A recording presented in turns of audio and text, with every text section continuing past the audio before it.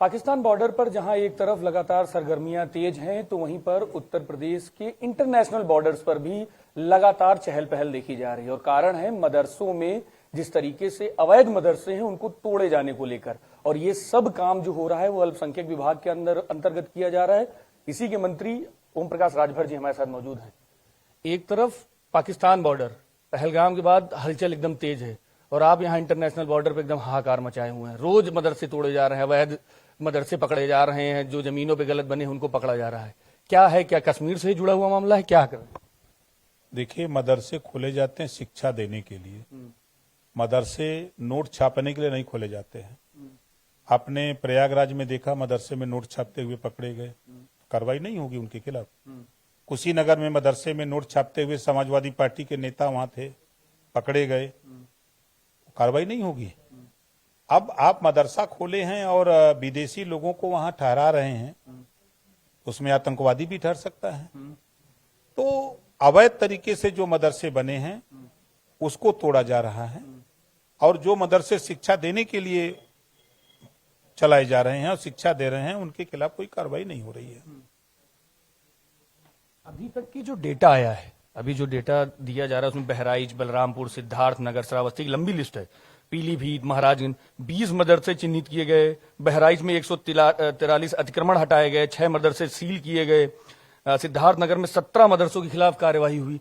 तो अभी तक की, आप तो पिछली सरकार में भी थे, आपको अभी इस बार अल्पसंख्यक मिला, मगर जब पहलगाम आया उसके बाद ही आप लोग ज्यादा एक्टिव हो गए। क्या कारण है उसका? जब कोई घटना होती है तो जो पहले उस घटना में इन्वॉल्व एरिया रहता है या लोग रहते हैं तो उनकी तफ्तीश होती है, पहले उन्हीं को खोजा जाता है। अगर कोई छिनैती कहीं हो गई तो पहले थाने में देखा जाता है कि छिनैती करने वाले का पहले का किसका नाम है, कहाँ गलत तरीके से लोग काम करते हैं, तो उनको पकड़ा जाता है। तो समय समय पर इनकी जांच होती रहती है, काम होता रहता है। ये निश्चित है कि पहलगांव घटना के बाद एक आक्रोश पूरे देश में आया, तो ये हुआ कि ये इस तरह की कृत्य में जो मदरसे काम कर रहे हैं या जो भी कोई लिप्त है उसकी जांच होकर के उसके खिलाफ कार्रवाई हो। तो सरकार उस पर कार्रवाई पे तेजी से अमल में ले आई। उसमें आप अगर देखेंगे तो बहुत से मदरसे कांग्रेस के समय के बने हैं, बहुत से मदरसे सपा के कार्यकाल में बने हैं, बहुत से मदरसे बसपा के कार्यकाल के बने हैं। तो इन लोगों ने संरक्षण दिया कि आप लोग रहो, कुछ नहीं होगा, हमारी सरकार है। लेकिन अब ये मोदी जी की सरकार है और यूपी में योगी जी की सरकार है।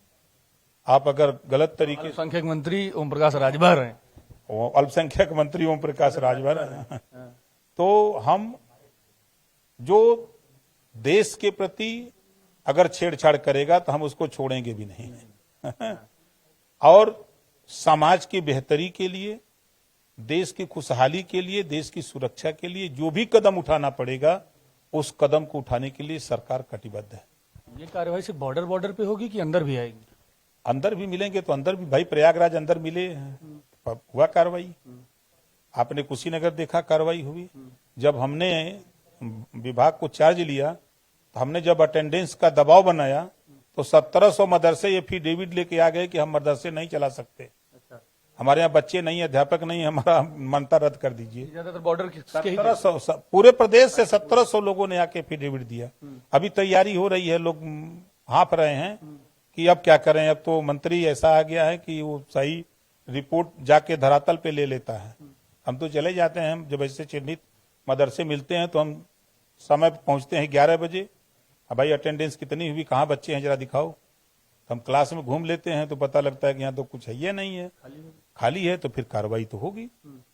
भाई जब बच्चे है नहीं है तो आप हजारों करोड़ रुपया तनख्वाह सरकार दे रही है, तो क्यों दे रही है? पढ़ाने के लिए कि खाली लूटपाट करने के लिए? अच्छा, आप लोगों ने इतनी बड़ी कार्यवाही की है, युद्ध स्तर पर कार्यवाही कहा जाए कि देखी जा रही है, रोज तोड़े जा रहे हैं, रोज सील किए जा रहे हैं पिछले 3-4 दिन से। कोई ऐसी, जैसे आपने बताया कि बाहर से फंडिंग होती है या आतंकवादी आके रुक जाते हैं या कोई ऐसा व्यक्ति जो अनऑथराइज्ड हो रुक जाता है, अभी ऐसा कोई आया सामने? पकड़े नहीं जा रहे हैं। कितने लोगों को पाकिस्तान अभी इस सीलिंग के बीच में? अब वहां के प्रशासन के लोग बता सकते हैं। आपके संज्ञान में नहीं है? नहीं, हमारे संज्ञान में नहीं है। संज्ञान में होगा तुरंत बताएंगे आपको। पहलगाम की बात की आपने, राजभर जी कह रहे हैं कि लाओ बंदूक दे दो हमें, हम जाके कश्मीर खाली पीओके कब्जा लाएंगे वापस। देखिए, हमारी बिरादरी मुगलों से लड़ी, इतिहास राजभर महाराजा सुहेलदेव जी हैं। अंग्रेजों से कौम लड़ी, संविधान में 1962 तक हमको क्रिमिनल कास्ट में रखा गया कि जन्मजात ये लड़ाकू जाति है। और अगर हम धरातल की बात करें तो किसी उदाहरण के तौर पर किसी मेले में अगर ब्राह्मण के बेटे को 100 रुपया दे दीजिए और राजभर के बेटे को 100 रुपया, तो दोनों मेला में जाते हैं तो ब्राह्मण का बेटा रसमलाई, चमचम, मोहन भोग, पूड़ी वहां खरीद के खाता है। राजभर का लड़का जाता है तो वो नकली कट्टा और नकली काक खरीदता है और आकर के पूरा रिहर्सल कर लिया। तो वो तो ट्रेंड है खाली। इसी नाते हम भारत सरकार से कहे कि आप हथियार दीजिए, पाकिस्तान में घुस करके आतंकवादियों का सफाया करेगा, पता नहीं लगेगा कहाँ चले गए, खाली हथियार चाहिए। तो अमित शाह जी से मिले तो थे, बताए, उनसे कहे? बिल्कुल कहे। तो उन्होंने कहा कि घबराओ नहीं, हम विभाग हमारे पास है, हमारे पास फोर्स है, हम जरूरत पड़ेगी तो हम आपको बताएंगे। कट्टा देने की बात कहेगी? हथियार देने की बात उन्होंने कहा कि जरूरत पड़ेगी तो हम आपको बताएंगे। हथियार देंगे। अखिलेश यादव जी इस समय बहुत कह रहे हैं सुहेलदेव जी की मूर्ति लगाएंगे, सुहेलदेव जी की मूर्ति लगाएंगे और उत्तर प्रदेश के सबसे प्यारे, सबसे अच्छे रिवर फ्रंट पे लगाएंगे। कहाँ याद आ गई इनको, कहाँ से याद आ गई अभी? देखिए, जब से माननीय नरेंद्र मोदी जी के नेतृत्व में जातिवाद जनगणना की घोषणा हुई है, तब से इनके पैरों से जमीन खिसक गई है। ये हमेशा धोखा देने का समाज। लोग सर कह रहे हैं कि जमीन सरक गई है, वो कह रहे हैं हम ही तो मांग रहे थे, हमारी मांग पर ही तो सारा कुछ हुआ है। अब बतिया तो सुन लीजिए। तब से ये घबरा गए हैं। अब आप बताइए कि 60 साल कांग्रेस की सरकार थी, कांग्रेस के नेता तोप बने हैं, तब याद नहीं आया कि जातिवाद जनगणना की घोषणा हम कर दें?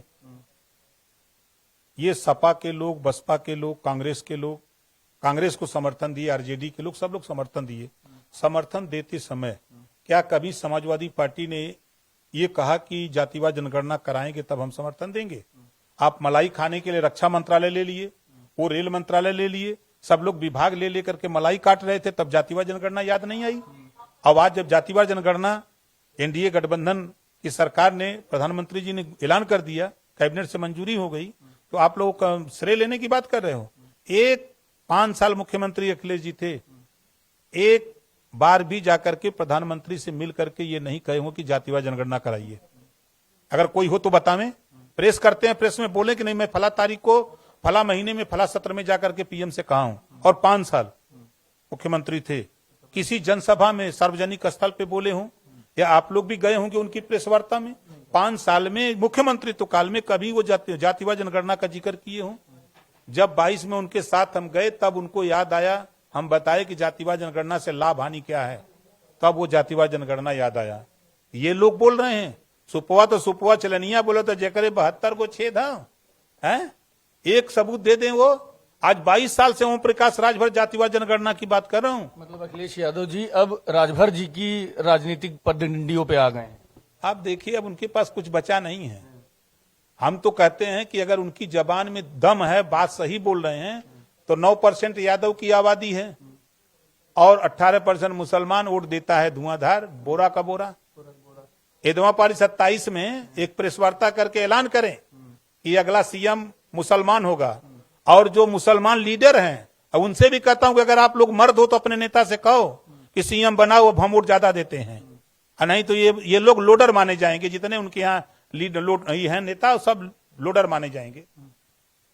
अखिलेश यादव क्या संदेश देंगे जो उन्होंने महाराज जी का नाम लेकर, सुहेलदेव जी का नाम लेकर कहा कि मूर्ति लाएंगे? सीधे अखिलेश यादव जी को क्या कहेंगे? ये अखिलेश जी को ये संदेश है कि धोखा इन्होंने संजय निषाद जी को दिया, धोखा इन्होंने धोखा दिया, जयंत जी को धोखा दिया, इन्होंने धोखा मायावती जी को दिया, इन्होंने धोखा कांग्रेस को दिया, इन्होंने धोखा ओम प्रकाश राजभर को दिया, इन्होंने धोखा मुसलमानों को दिया, ये धोखा दलितों को दिया, धोखा इन्होंने अति पिछड़ों को दिया।